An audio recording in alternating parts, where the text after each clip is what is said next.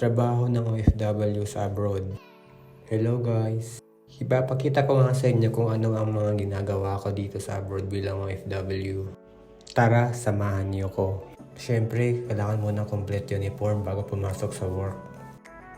Dito sa abroad, kailangan malakas yung loob mo. At kailangan din mahaba yung pasensya mo. At dito, kailangan matyaga ka para kikita ka ng pera. At kailangan mong tiisin yung hirap at pagod. Sa abroad, kailangan mong tiisin yung puyat.